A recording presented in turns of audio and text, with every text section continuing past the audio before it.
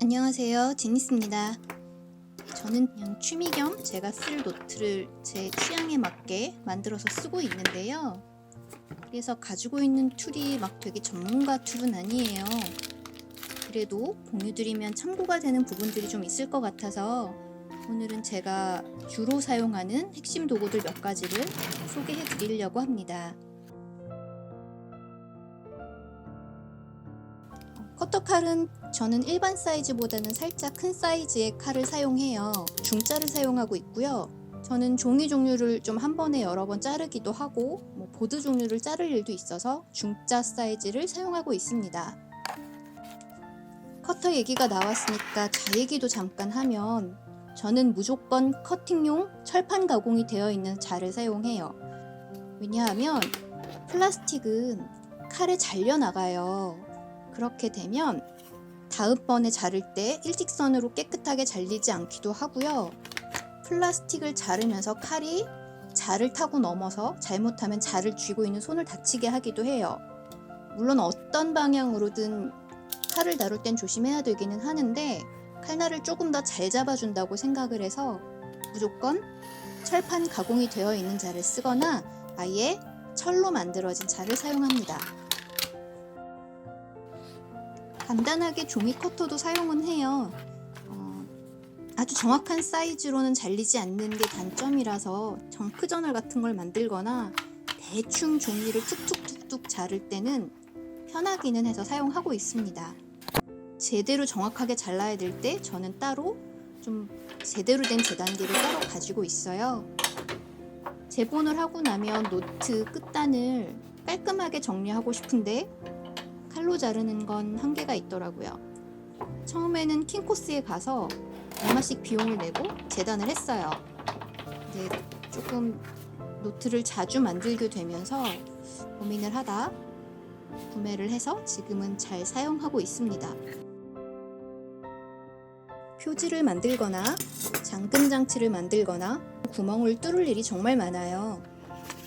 그냥 간단하게 툭툭 뚫는 건 펀칭 기계를 그냥 사용해요. 5mm짜리 펀치하고 3mm짜리 펀치 이렇게 두 종류를 사용하고 있는데 이 펀치 기계의 문제는 종이가 요만큼밖에 안 들어가서 구멍을 뚫는 위치에 한계가 있어요. 그래서 사용하는 게 이 스크류 펀치예요. 필요한 사이즈를 장착해서 꾹 눌러주면 앞에 부분이 자동으로 회전을 하면서 구멍이 뚫리는 그런 기능이 추가된 제품이더라고요. 요 밑에 받쳐놓는 건 펀칭 보드예요. 플라스틱 같은 느낌인데 그거랑은 좀 다르고 경화시킨 고무라고 하기도 하는데 정확한 재질은 잘 모르겠어요. 구멍을 뚫은 흔적이 무수히 많이 나 있거든요. 그렇지만 전혀 아무런 문제 없이 계속 사용하고 있습니다. 이 하얀 막대기가 뭔지 가끔 물어보시는 분이 계시더라고요.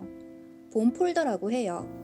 아마 뼈로 만든 데서 유래하지 않았을까 추측을 하는데 나무나 황동 여러 가지 재료로 제품이 나오는 걸로 알고 있고요. 종이나 가죽을 접을 때도 사용을 하고요. 형태를 잡거나 접착면을 고르게 펴서 붙여주거나 여러 가지에 되게 많이 사용합니다. 저는 제일 저렴한 그냥 플라스틱으로 된 본폴더 하나를 사용하고 있는데 사용하는데 전혀 지장 없고요. 노트를 만드는 데 있어서는 정말 중요한 핵심 부품입니다. 도트펜은 꼭 있어야 되는 도구는 아니에요. 두꺼운 종이는 접을 때 그냥 누르면 찌그러진 자국들이 나거든요. 처음부터 접히는 곳을 잡아주면 깔끔하게 싹 접혀요. 도트펜이 없으면 야매로 칼날 등 쪽이나 샤프 끝으로 이렇게 그어서 접히는 부분을 잡아주기도 했었는데 이건 사실 종이가 살짝 상하는 방식이기는 해요. 없으면 그런 방법을 쓰셔도 되기는 합니다.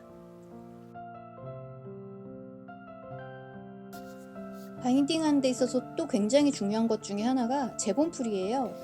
처음에 시작하시는 분들이 목공풀을 이용하시는 경우가 있기는 있는데 이건 좀 달라요. 이렇게 하얗게 걸쭉한 풀인데 마르면 투명해지는 건 비슷하거든요. 근데 좀 질겨진다고 해야 되나? 약간 고무처럼 변해요. 굉장히 종이 접착력이 좋아서 종이를 꽉 잡으면서도 연성이 생기기 때문에 폈다 접었다 책이나 노트의 움직임 같은 거를 유연하게 잘 버텨줘요. 목공풀은 경우에 따라서는 갈라지거나 뭐 할 수 있다고 들었거든요. 보통 이런 작은 납작한 사이즈의 페인트 붓으로 발라요. 그림 그릴 때 쓰는 그런 부드러운 붓은 힘을 좀 못 받아요. 약간 탄탄하고 뻣뻣한 종류의 붓이 풀칠을 하는 데는 도움이 됩니다. 제본풀은 마르기 전에는 수용성이라서 물통을 하나 옆에 두고 풀칠을 한 후에는 물에 넣어서 풀이 마르지 않도록 관리해 주시면 붓을 오랫동안 사용할 수 있어요. 붓프레스는 있으면 편하긴 한데 없는 대로 어떻게든 대응은 됩니다.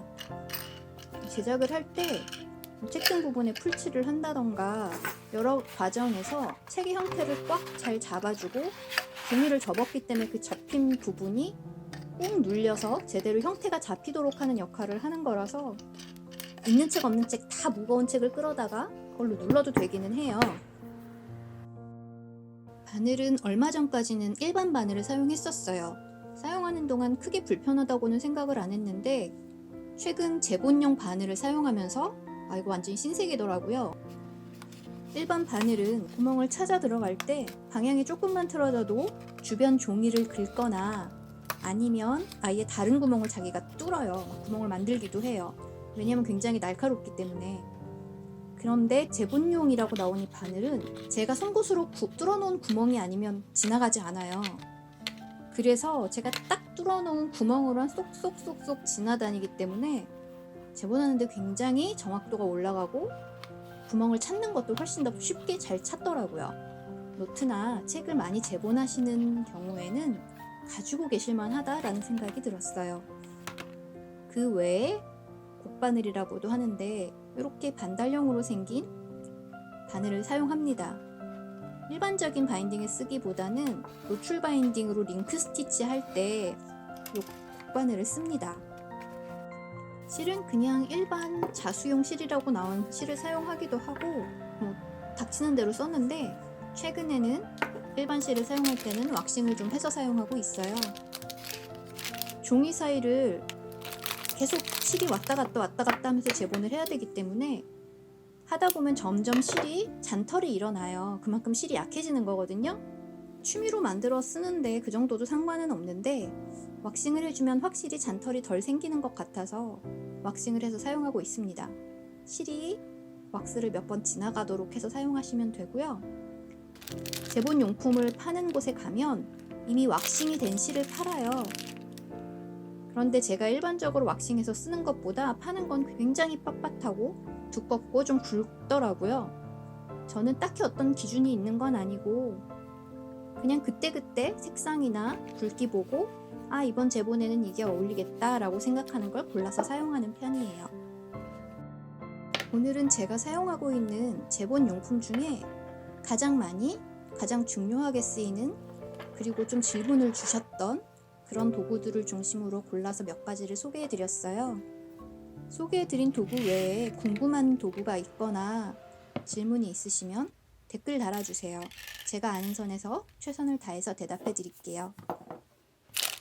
오늘도 시청해주셔서 감사합니다.